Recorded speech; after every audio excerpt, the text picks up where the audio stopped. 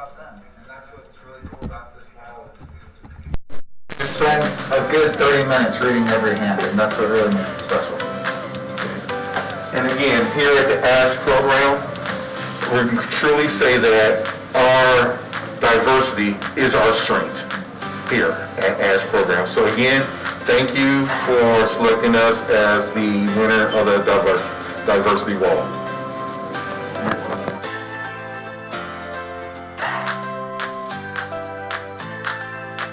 On behalf of Plainview Independent School District Police Department, I'd like to present the second place trophy for the Diversity Wall Contest to Mr. Thornton and Estacado.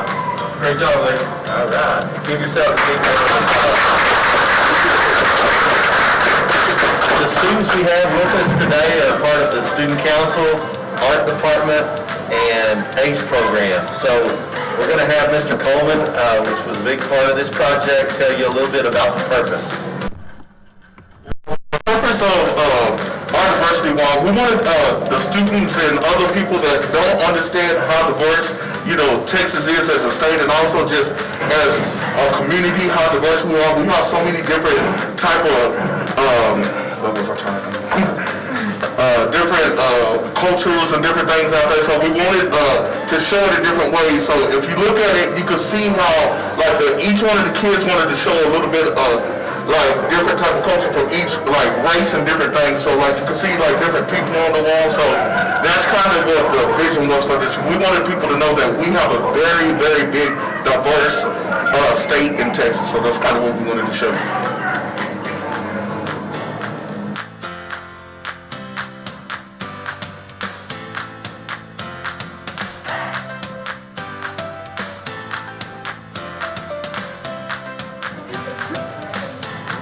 On behalf of Plainview ISD, we want to thank Gretchen Mahagan for participating in our Recruiter Friend program. She recruited a great teacher. Thank you, PISD.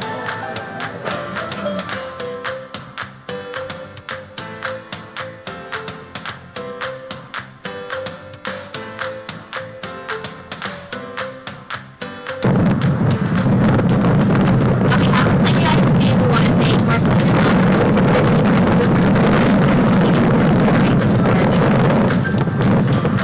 Thank you, Plainview ISD, for this amazing opportunity.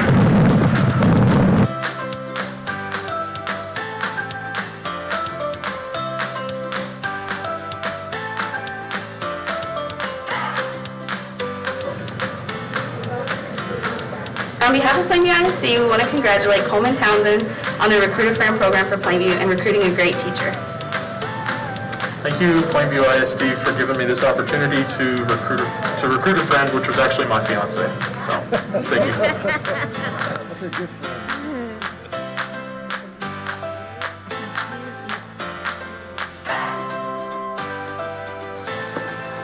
We are so pleased to have this opportunity to recognize 3 remarkable Plainview High School students. These students scored in the very top of the nation and state on their ACT last February, and we wanted to take a moment to recognize that. Our first student is Timothy Franklin. Timothy scored in the top 1% of the state and the nation. Our second student is Charlie Gravel.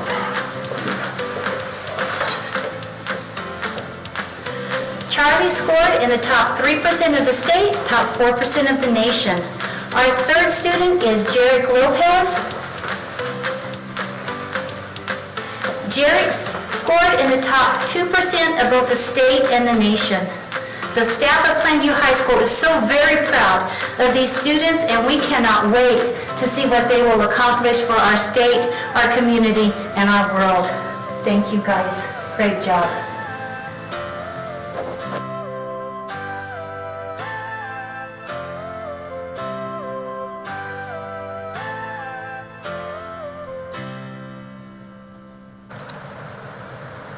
On behalf of myself, PISD, and Lady Dog Basketball, we would like to present this award to Kylie Bennett from Panhandle Plains Basketball Magazine as a all-district and super team. Kylie averaged 12 points a game last year, shot 50% from the floor, and a good percentage of 90% from the free throw line. Good job, Kylie. Thank you for the opportunity, and I hope to do better this year.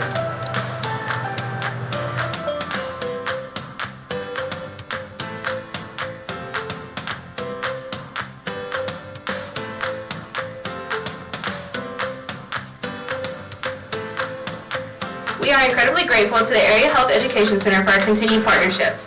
AHEC has graciously provided numerous resources, training, and time over the years to enhance the knowledge and general health of persons connected to the district. We are fortunate to have their organization in our community, and on behalf of Plainview ISD, we award Chris Williams the award of recognition for the AHEC donation of $13,000. Thank you. We are incredibly grateful. We've been with PISD since 2002, and we are looking forward for many more years to come. Thanks.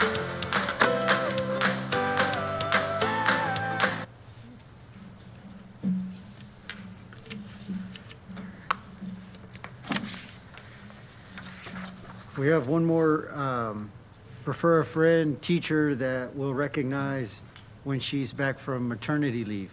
And so we didn't want to jump in the scene with a brand new baby, and so we'll catch Miss Hatch next month.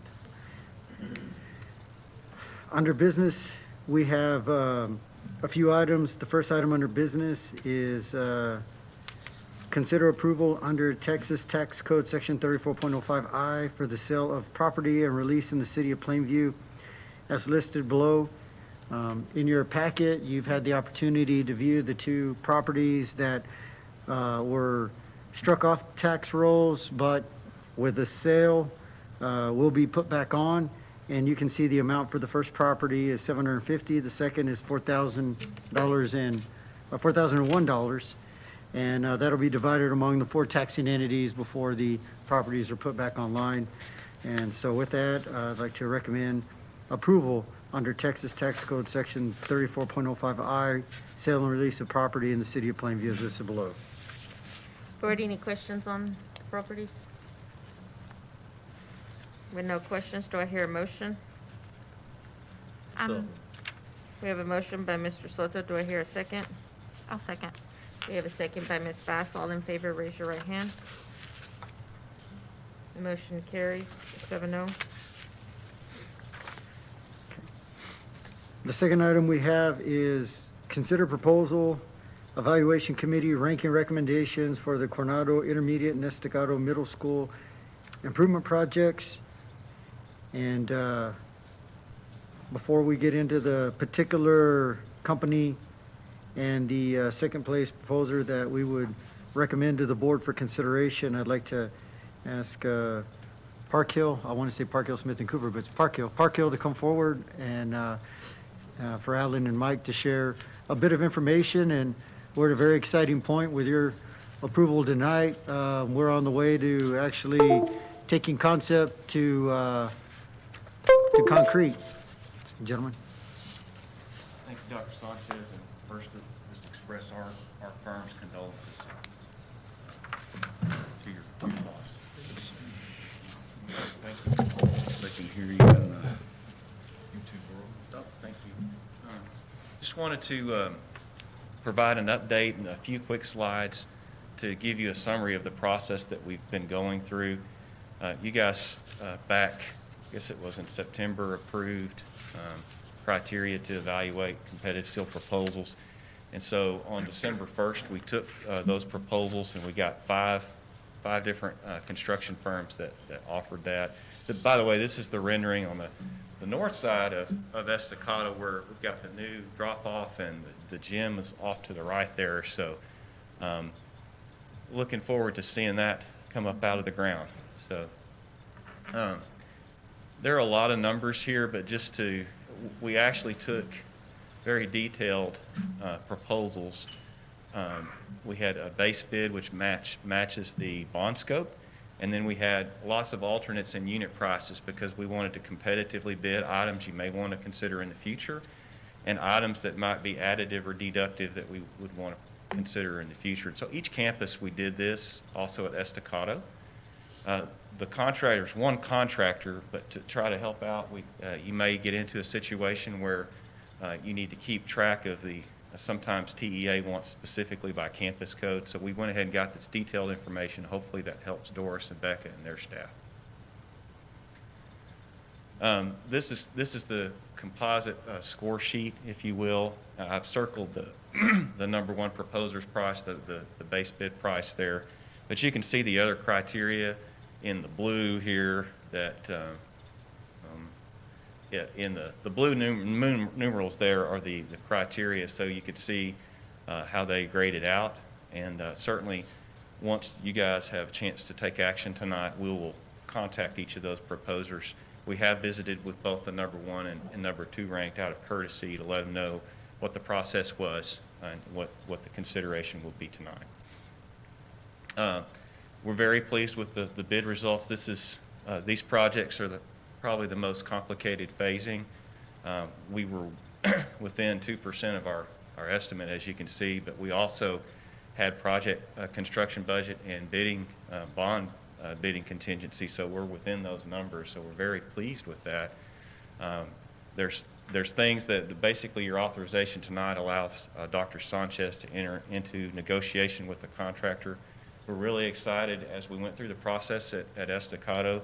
We actually turned the gym from what we did and totally turned the orientation. It's going to be better for the spectators and we believe better for the students and staff.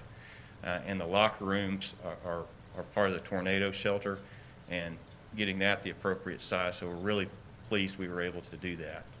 Furniture and technology are in separate budgets from this, and we've gone through that with your administrative staff, the budget sheets. I'm going to click through these and just kind of talk a little bit, unless we need to talk about Estacado. Tyner Construction was the number one ranked proposer when you looked at the experience. And I just put down a few of their recent projects here. Dimmitt, I believe you had a chance to visit. Some of you all visited the school there.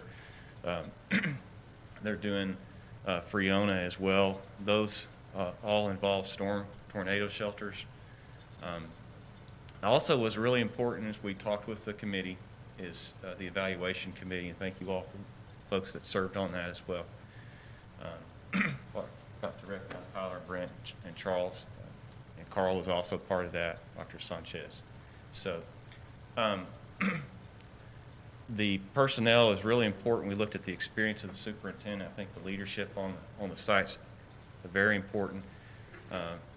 The superintendent proposed for Estacado, very experienced. I visited with the president of Tyner and asked a little bit more about him. And one of the reasons he thought he was right for this is, he's done very intensive surgical and healthcare projects besides his other project experience, and knowing the kind of phasing issues and things. He's worked above labor and delivery floors doing work. So that's one of the reasons they chose him. And the superintendent that's proposed for Coronado that they have, and these are the people, they're not proposed, these are the people that would be doing the job. It's just come off, has done a couple of summer renovation and summer projects for Texas Tech, and so very fast-paced, has to be done kind of thing, things involving dorms and things like that. So he's another one really that they were trying to pick specifically for the project. And I put on the slide a project manager and an on-site assistant project manager. Really, the on-site project manager will be at Estacado, will be officed there.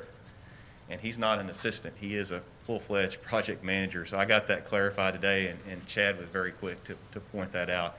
They also have a senior project manager who handles who will be on site at least once a week, if not more. And he handles the scheduling, which is really important. I think as we talked with the committee, was a super important part of the evaluation. And so that's just a quick summary of what we looked at as a committee. And ultimately, Tyner was ranked number one, and a company called Plains Builders, also a very good company, was ranked number two. And the reason it's important is if for some reason you're unable to enter into a contract with Tyner, it's important to set that ranking. And the way it works is you negotiate, and then if you can't enter into a contract, you cease negotiations and move to number two. And so really happy both companies are excellent companies, and in this case, Tyner ranked out number one with the committee. So in your packet, again, I don't want to cut off any questions you might have, but in your packet, this is what typically would provide a letter on behalf of the scoring committee. and you can see the overall ranking.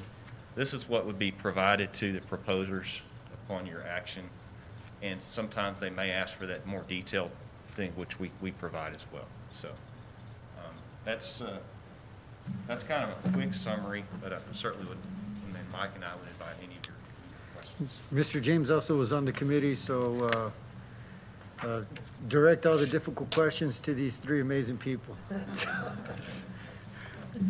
I got a question. Well, I was gonna go back to that other slide. The experienced project manager, did they have any part of was it Dimmitt, Friona, Lubbock? Did they have any part of that, dealing with that? Yes, the in-office project manager, Zach Allen is his name. He worked for, on the Dimmitt and has been on the Friona project as well.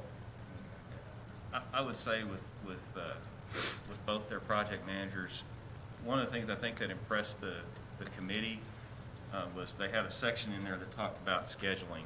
And, you know, what we heard from the committee was how important time was. Now, I didn't go into that category, but there were 3 companies who looked at the schedule and said, hey, we can be done with Coronado a little sooner than Estacado, and they gave credit for that in their proposal. In essence, they've committed to that. And so that helped their score. Those 3 of those companies that helped their score because they didn't just put in 500 days for each one. One was 300-ish days and another 500. I don't have it right in front of me. But I asked them, I said, okay, now how are you gonna accomplish this? And I heard some terminology I'd never heard before called pull schedule. So I said, well, you're gonna have to explain, I get the critical path scheduling. I said, what they do is they meet with the subcontractors, and this is something that Zach does.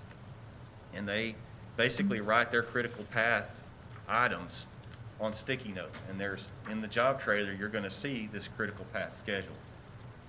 They have those guys, each of the leads of the subcontractors, write those down because they want them accountable and responsible for that. So that's their handwriting that's on the wall. And that's what they meet about every week. They do a 3-week look-ahead schedule, which I think is another, we're seeing that more and more from contractors, and usually it's a 2-week schedule. So I really like the fact that they do a 3-week look-ahead because then we kind of know when things are going to be coming to us as well. So it's important that they work well with us, and we've had good experience with them. In my understanding, subcontractors are gonna try to be local, correct? Yes, in fact, just as an example, the concrete and earthwork and paving contractor is local, Thrasher. And I asked about, you know, we have, as you know, at Coronado, we have some unique circumstances with the soils over there, and the new foundation that we're working on is not a typical slab on grade, and so it's on void forms. And so I asked him about that and asked if Thrasher had that experience, and he gave me a project that he had done for Kynert.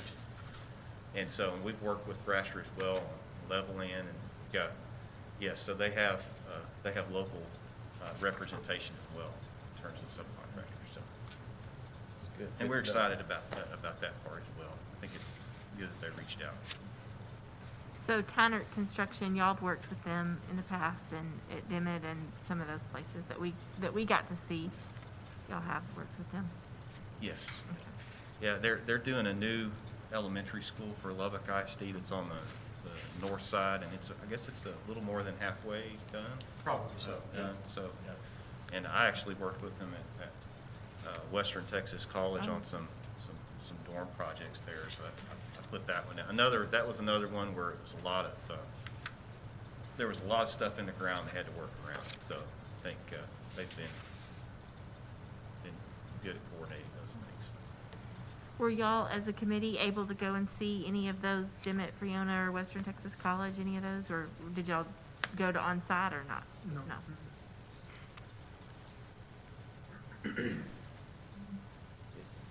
What I think stands out to us on particularly with them, is their experience with doing storm shelter construction, but also the kind and type of the way we do the storm shelter construction, the particular materials we started utilizing, and Lubbock ISD has an area very similar to that as well on a large scale. And so it's, we know that's an emphasis here as well, so that we were interested in that for sure. The other thing about it is that in all of those cases, Mike, you might talk about the Freona project and what they've done there. Yeah, the Freona project is, it's very similar to what we've got going with these two renovation projects. They're both very intense with phasing we're adding on to, so they have to maintain safety, they have to maintain an educational environment, so noise, utility cutoffs, are very familiar with that. And that's one of the things that we look at. And most of the proposers met that criteria very well. We've had the opportunity to work with Tyner many times, the second and some of the other ones as well. And so that's critical. That's totally different than doing a hospital renovation, because we're going to be building where there's kids. And we've got to have the right type of staff there. They've got to mind their manners, and we've got to keep that separation, and they know that. And so that's a very strong thing with Tyner. Alan did mention the storm shelters. There's not a lot of those type of structures that have been built. Those are things that are just coming out in the code. They're being required. And Tyner has done 3 of those for us just within the past couple of years. First one was at that school in Dimmitt. There are 2 that are being done in Freona, and those are very intense. We have a structural inspector out there that is making sure all of those requirements are being met. It's a very unique structure because you cannot call it a storm shelter unless it meets FEMA requirements as far as structure, HVAC, ventilation, water storage, restrooms, what goes below grade as far as the structure. That building can't tip over, it can't collapse. Those are things that we have to design by, and we have to watch it under construction as well. And we know from our experience with them, how they manage that. And, they keep us informed when they're going to pour concrete, before they cover anything up as far as, steel rebar, plumbing, things that are really important for that type of structure. And so, for all of the proposers that turned in, they probably have the most experience with those storm shelters and working with us. And so that's a very important thing as we move forward with the construction. I just add one final thing. It's very important. We try to ask as much as you can about the intangibles in the bedside manner, if you will, because they're going to need to work closely with Carl, Charles, Rick, Dr. Sanchez, and all of your staff, Dr. Richburg. There's going to be an intensive amount of coordination with that. So it's important. We try to, and so we really try to delve into that. And I think we've got folks here that are eager to try to work and coordinate your staff. And that's really important too. So you still have school to run. Even though you've got a lot of construction to do, you still have kids to serve.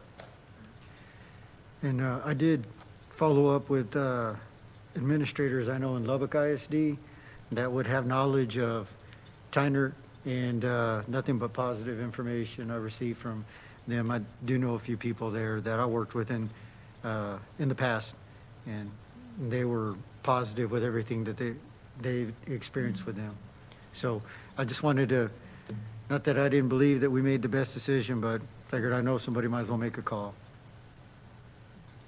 I was also going to ask Charles or Dr. Richburg or Tyler, just if any of you would want to share just kind of what stood out to you as being some of their more positive, or, what put them on top, I guess. My biggest thing was the 2 superintendents that they were guaranteeing. After they kind of gave us their resume, we saw their experience and what they had done, and then with them guaranteeing, not guaranteeing, but the project manager being on site weekly, that just the coordination process to me was, like you're not asking a superintendent to go from Coronado to Estacado and bounce back and forth, and the possibility of something getting lost, with 2 guys being there all the time and just managing it. That, and then their days that they allotted for the project were right on the money. I mean, not, with what they were saying, and price, everything just lined up together. So I agree with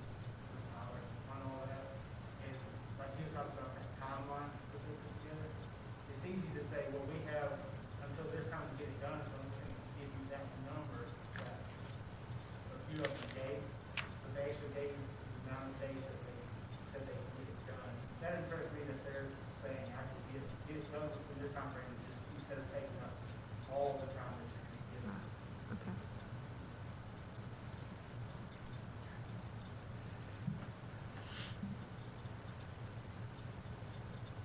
Any other questions, board? With that, I'd like to recommend on behalf of the Proposal Evaluation Committee, I'd like to recommend, based on the evaluation process, the committee has ranked Tyner Construction's proposal the highest. It is therefore the recommendation of the evaluation committee that Plainview ISD rank Tyner Construction as the number one ranked proposer and authorize H.T. Sanchez, superintendent, to negotiate and enter into a contract with Tyner Construction. If, however, the district is unable to reach an agreement with Tyner Construction, the district may cease negotiations and move to negotiations with the second-ranked proposer. That's the motion. That's a recommendation. I mean, recommendation. Yeah, recommendation. Dang. Anybody want to repeat that? You can just Do I hear a motion, board? can move as presented. I was gonna say, yeah, so moved. Do I hear a second? I'll second. Okay, we have a motion by Mr. Tyler James and a second by Ms. Joanne Ray. All in favor, raise your right hand. It looks like motion carries 7-0. All right. The second is just to get in, or the third item is to get into a bit more specificity. And this one is authorize Superintendent H.T. Sanchez to enter into negotiations with the number one ranked proposer for the Coronado Intermediate and Estacado Middle School improvement projects. So this is just to provide very clear, it's not, it's similar to the previous one. The previous one was awarding it to Tyner.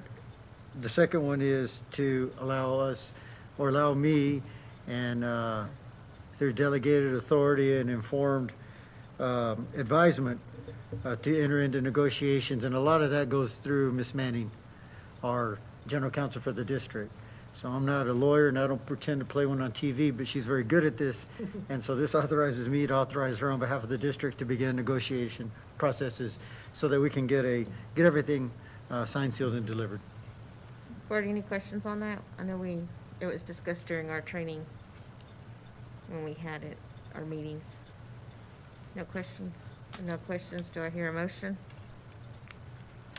I move to authorize Dr. H.T. Sanchez to enter into negotiations with the number one ranked proposer for the Coronado Intermediate and Estacado Middle School Improvement Project. We have a motion by Ms. Bass, do I hear a second? Second. We have a second by Mr. James. All in favor, raise your right hand. Motion carries 6-0. Okay. Thank you, gentlemen. Thank y'all. Thank y'all very Thank much. you. Y'all for coming. Appreciate it. All right, the next two items are somewhat together, but have to be somewhat apart.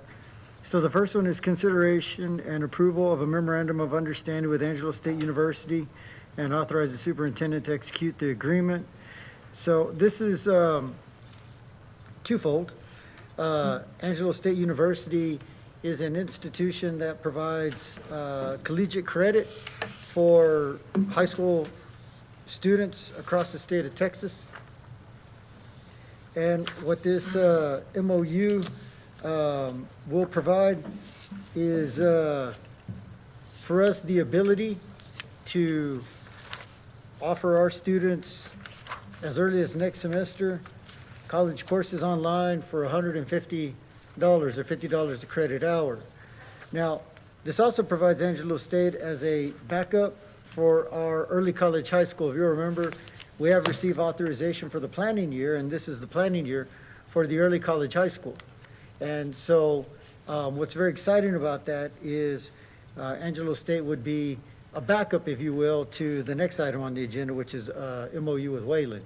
So Angelo State would be available for our high school students that are currently enrolled as early as January with y'all's agreement, for them to take courses for $150 a course. And a vast number of Angelo State's online courses, because they're online, they're flexible, time-wise. morning, lunch, afternoon, whenever you have time. And a lot of the books are electronic or, free source. So students aren't having to pay for that. So it's a lower cost with free source materials and flexible time. I'll go ahead and explain the next item, which is the memorandum of understanding with Wayland. Wayland is the institution that PISD would like to establish its primary partnership for the early college high school. In other words, we would work with Wayland as our primary institution for our students to receive up to 60 hours worth of collegiate credit by taking courses through Wayland. In other words, Wayland would do the transcripting work. Angelo State University, within this agreement, would be more of a backup in case a class doesn't make it Wayland, a professor isn't available at Wayland, or we don't have an instructor that meets the criteria to be able to offer college courses for our early college high school. Within the package, you'll see the crosswalk of what students have to take freshman year, or what they have to take up to 9 hours freshman year, sophomore year, junior year, senior year. So you can see the myriad of courses. We would expect that by and large, as we build the program in concert with Wayland, that we would have the courses and the classes would make based on the number of students that we recruit, which would be anywhere between 50 to 60 students a year, with a target of no less than 200 in 4 years within this early college high school group. And so again, it's our expressed intent to work with Wayland as our primary institution, but to have Angelo State available for all other students and for our relationship with Wayland to be primary. But if there is an opportunity where a course doesn't make, so that students aren't put behind, then we would look at what Angelo State University provides. I feel that it's, unless y'all direct otherwise, I feel it's my responsibility to ensure that we have a primary institution. But as you saw with the previous item on construction, we have a company that y'all have authorized to be the #1 company, and if everything goes great, Tynert's the one that builds the additions. But if things don't, we go to #2. And so in this instance, Wayland is our Tynert, if you will. They're the #1 institution that we want to build our relationship with. However, if something were to occur, we wouldn't just tell students, well, I'm sorry, early college high school is done because our relationship's gone. That we do have another institution that we can work with.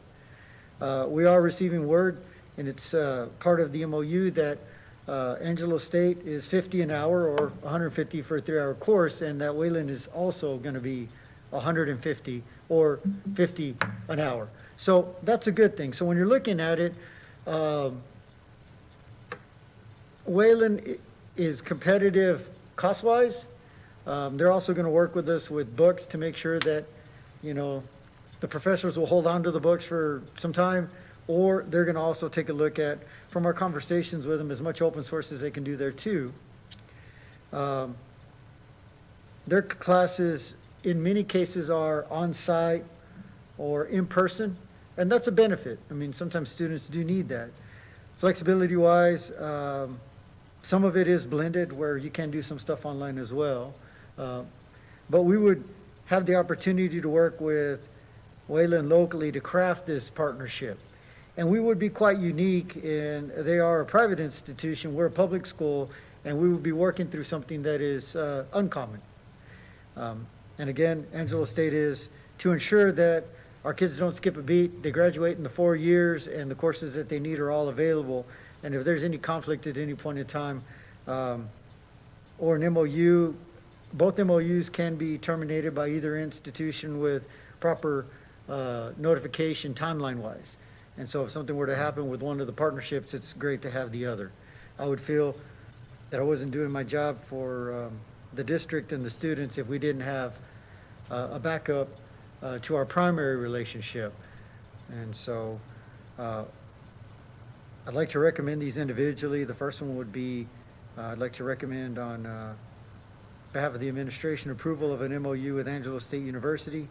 and to authorize me to execute the agreement on behalf of the school district, and that's the first one. You're gonna do them individual? Yes, ma'am. Okay.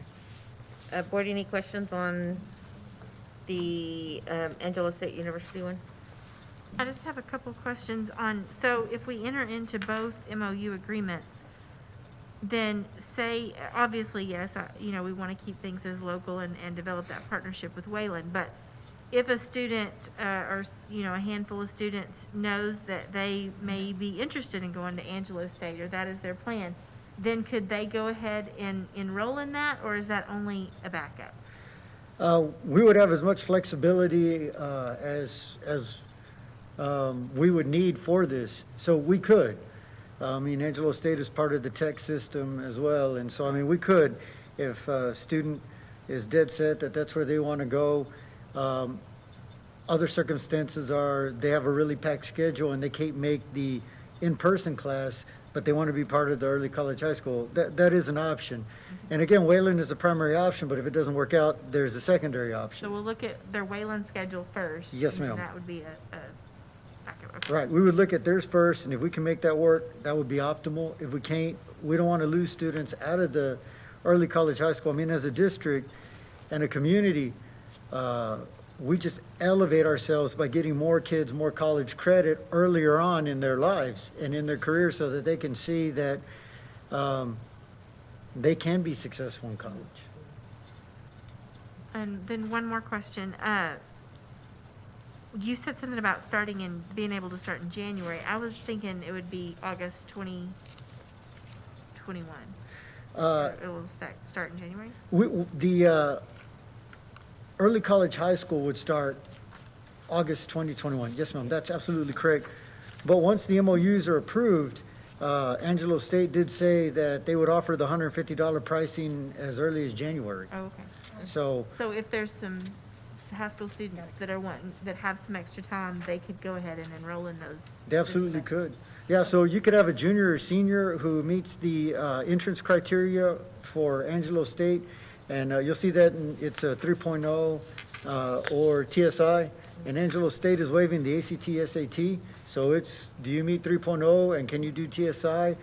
And of course, they do rely on us and our counselors, and they have prereqs. You got to take Algebra 1, and you have to take Algebra 2 before you jump into college, Algebra or Trig, but as early as January, existing juniors and seniors would be able to say, I'm in band, I'm in choir, I'm in athletics, I'm in one act, I'm in student council, and I'm in all these APs, but man, I really want to take this college class, and they would be able to.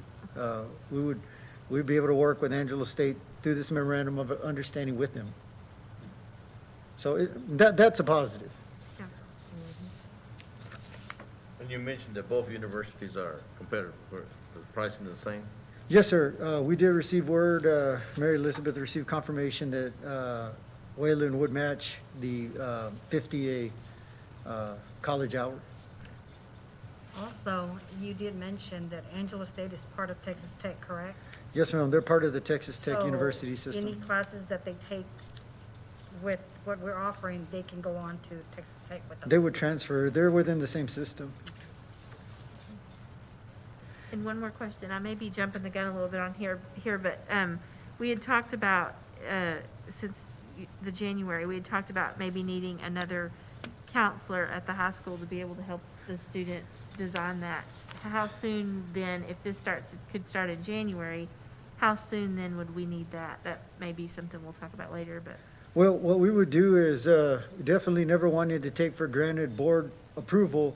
We would post that position after the agreements are voted on by the board. So once you guys say you're good to go and to continue work, then we'll post for the college counseling position and begin recruiting somebody in who has that collegiate experience. And as I shared with some of y'all, my criteria for that college counselor is less K-12 and more higher ed. We really want somebody who understands higher ed, but understands K-12. We have 4 counselors at the high school who understand K-12, but we really want somebody that's going to know the ins and outs of course sequence, transcripts, I mean, making sure that the course schedule follows what's needed before you take a next course in a sequence. So we really want somebody with that level of expertise who can explain it to not just students, but also parents and guardians. So as soon as this is done, we would begin pulling job descriptions, crafting that, and we would hope that when we get back to begin advertising towards the end of January, beginning of February, start interviewing and have somebody on board.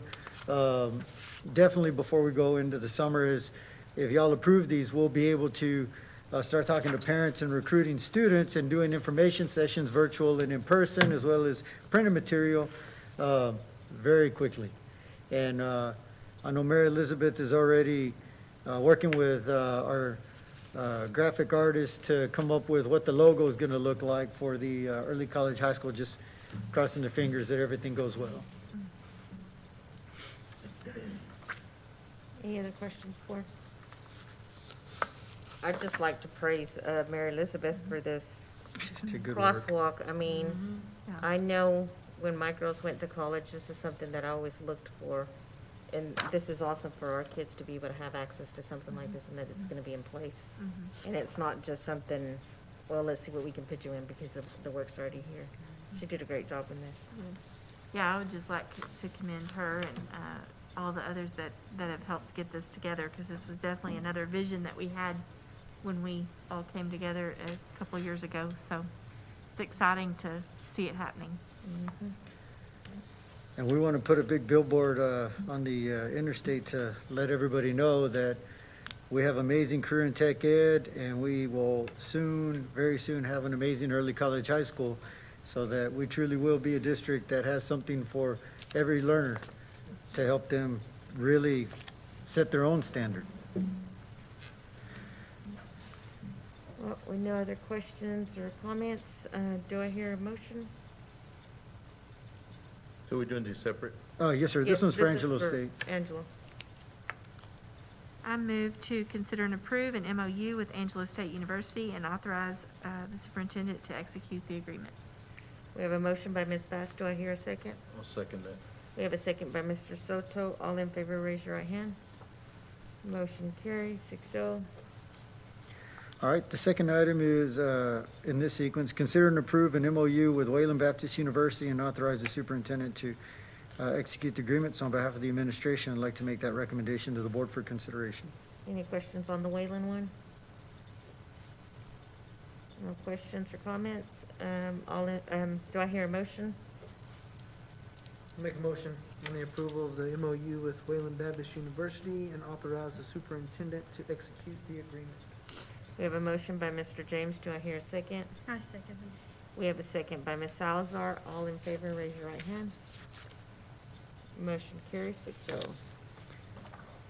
And again, to echo the board's sentiment, Mary Elizabeth has done an amazing job. She's been working on this diligently.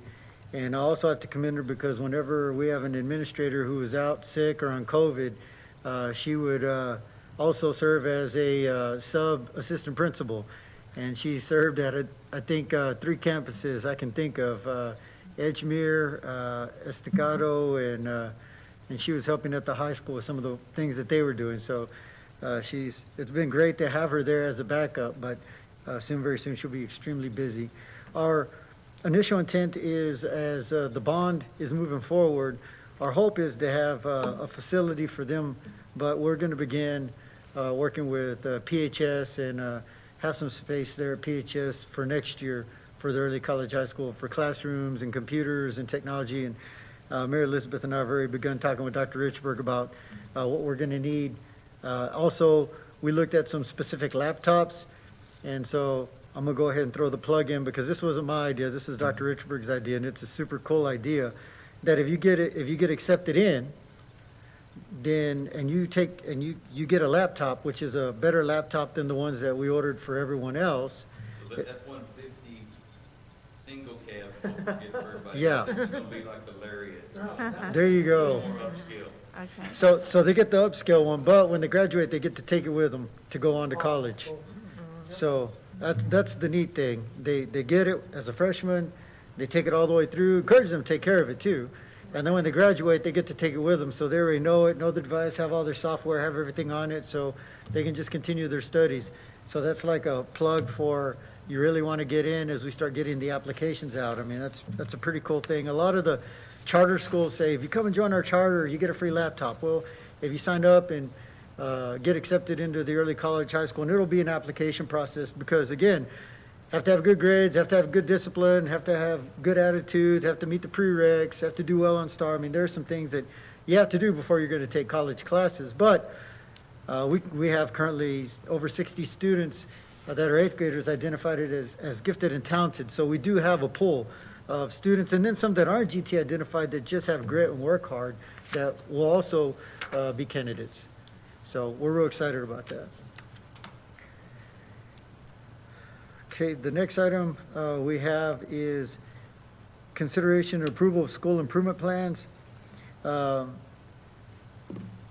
did provide y'all with some information. This information is the secondary schools campus improvement plans. The elementary will have theirs at the next meeting, but I want to commend Coronado, Estacado, and PHS. They've already been working on their plans for students that came back who were failing online and are back in person. And so you'll see these are the plans. So when they ask you guys for permission to bring them back, they had a plan in place and they're working with the students. So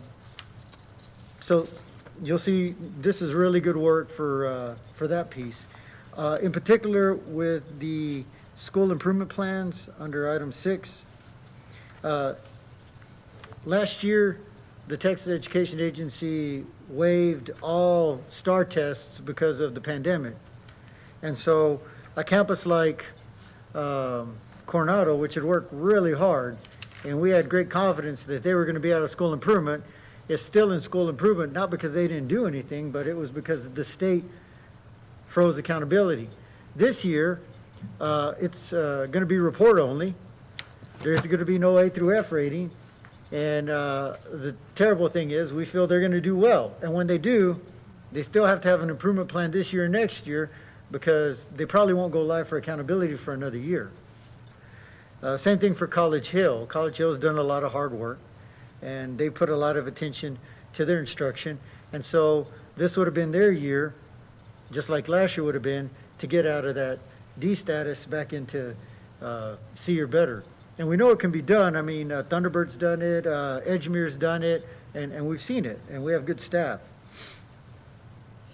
So you can see that each campus on the list, Coronado, College Hill, Estacado, Hillcrest, Thunderbird, they have plans that they've worked through that are very specific to their data, to their students, to their needs, and we're asking for board approval.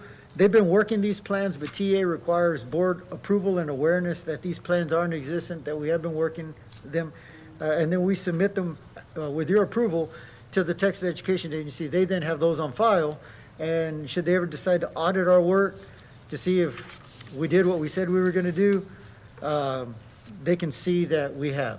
And it's always a function of ensuring, as the board received during the first Team of 8 training, which we have on schedule for January, February, we have to do it again, that one of the key functions of the board is to oversee the instructional initiatives of the district, and school improvement is a primary instructional initiative of the district. I mean, we just don't want these. We know our kids and our staff are good, and this is just a reflection of that snapshot at that point in time. But we know that we'll be positioned to do well once accountability goes live again. So with that, I'd like to recommend on behalf of the administration, as well as on behalf of the campuses and the instructional division, approval of school improvement plans. Court, any questions on the school improvement plans? No questions or comments, do I hear a motion? Madam President, I move that we approve the school improvement plans. We have a motion by Mr. Soto, do I hear a second? I second. We have a second by Ms. Salazar. All in favor, raise your right hand. Motion carries 6-0. And thank y'all for taking the time to go through those when we met earlier. Thanks for taking the time to go through those. And then as we have data, we'll begin presenting the data to the board again, as we have in years past. Not for anything, just other than to know that we're moving forward. And again, I mean, I commend our teachers and administrators for continuing to have a plan and work diligently every day on top of the COVID restrictions and struggles that have gone on, and health issues and all of those things. So I appreciate that they're still having that kind of success and continuing the education of our students.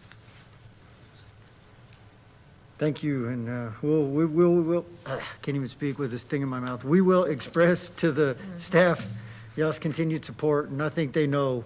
I mean, a lot of people, I guess they tune in and watch the meetings a lot more than used to, since we never ran them live. So I think a lot more know, and we encourage more to, log on and to see what the hard work that's going on. So thank you.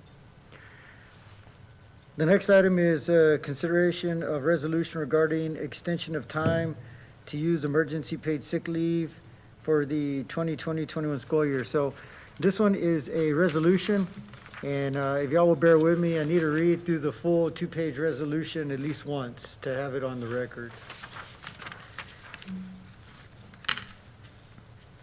Whereas on March 13, 2020, the President of the United States issued a proclamation on declaring a national emergency concerning the novel coronavirus disease COVID-19 outbreak. Whereas on March 13, 2020, the governor of Texas declared a state of disaster in Texas due to the spread of COVID-19 in Texas, and has been renewed every month. Whereas on April 17, 2020, the governor of Texas issued an executive order to safely and strategically reopen selected services and activities in Texas. Whereas on April 27, 2020, the governor of the state of Texas issued multiple executive orders reopening parts of the economy with limitations and adjusting the reopening plans for the state. Whereas the Centers for Disease Control, CDC, and the Texas Education Agency, TEA, have issued multiple guidance documents on the reopening of schools and protecting the health and safety of students, their families, school staff, and the community at large. Whereas the board administration are following advice and directives from federal, state, and local authorities in responding to COVID-19 pandemic. Whereas the Families First Corona Response Act, FFCRA, authorized the temporary leave benefit of up to 80 hours emergency paid sick leave, EPSL, for specified reasons related to COVID-19. Whereas the entitlements of EPSL under the FFCRA apply from April 1st, 2020 through December 31st, 2020, and whereas the board has a substantial public interest in protecting the health and safety of its student, staff, and community, and finds that a need exists to extend through the 2020-21 school year the ability of employees of the district to avail themselves of EPSL if required to quarantine due to diagnosis of or direct exposure to COVID-19. Now, therefore, be it resolved, all the above recitals and adopted as findings of fact and are incorporated into and made a part of this resolution for all purposes. In furtherance of these public purposes, the Board of Trustees makes the following delegations to the superintendent during the remainder of the 2020-21 school year. 1, the authority in the event the FFCRA authorization of EPSL is not extended by Congress to continue to offer employees up to 10 working days of EPSL, district EPSL, through the end of June 30th, 2020-21 for the reasons of quarantine due to the positive diagnosis of COVID-19. Documentation of positive diagnosis required, or direct exposure to COVID-19, documentation of advice to quarantine from public health authority required, with the following limitations. In the event the local public health authorities approve the CDC option to reduce quarantine for asymptomatic exposure to 10-7 option, the district will offer employees up to 8 work days of district EPSL with the following limitations. If the quarantine ends the day 10 of the 10-7 option, no testing and no COVID-19 symptoms reported throughout daily monitoring, the employee is eligible for 8 work days of district EPSL. If the quarantine ends after day 7 of the 10-7 option, negative test on day 5 and thereafter, and no COVID-19 symptoms reported through daily monitoring, the employee is eligible for 5 work days of district EPSL.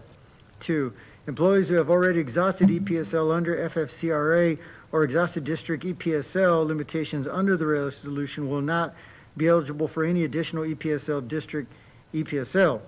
This resolution does not extend any expanded FMLA provisions of the FFCRA. Therefore, such benefits of EFML through the FFCRA are not extended by Congress. They will cease December 31st, 2020. All right, so that's a whole lot. So what it boils down to are a few simple things. The first is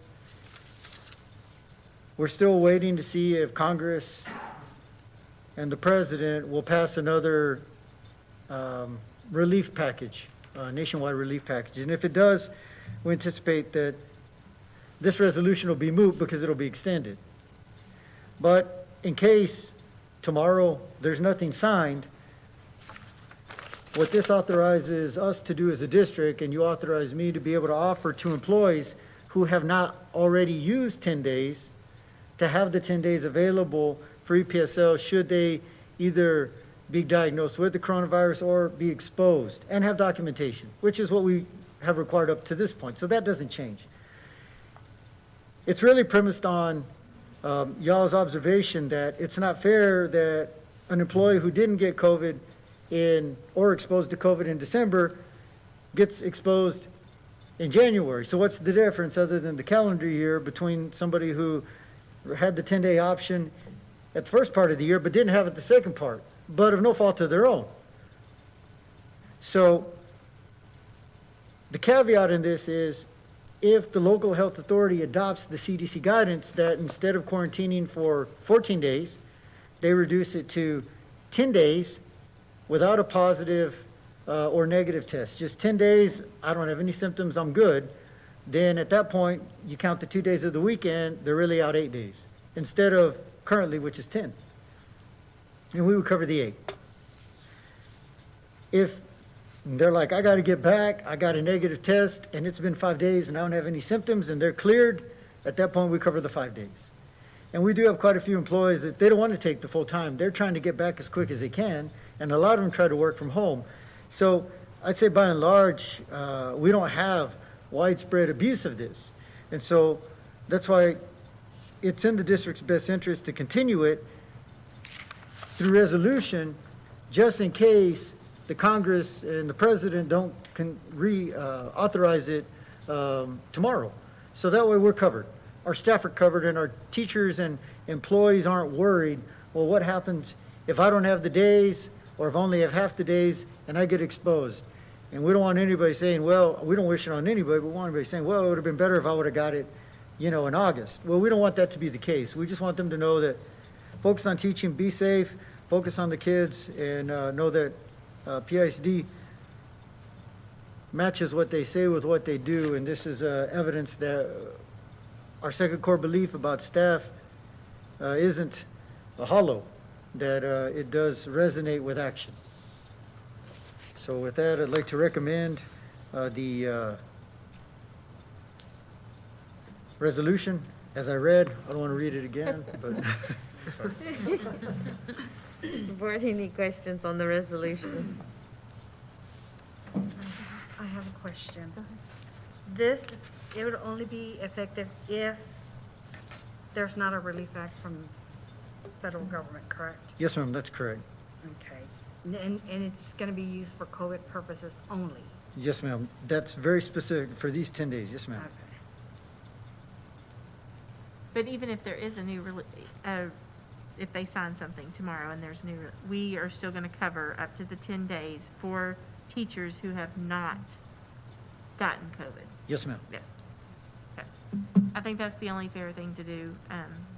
I heard from a lot of the staff on this, and hopefully going forward, we don't have a lot of staff but if they have not and they've remained healthy in the fall, then we owe that to them, I think, in the spring to give them their time to get well or tend to their if it's in their family and their household, whatever needs to be done, so. And the CDC and the days, that's constantly changing, and I know it makes it even more difficult, but. It has been a moving target, but I will say that today our numbers were in the low 4% of staff out due to COVID exposure or infection.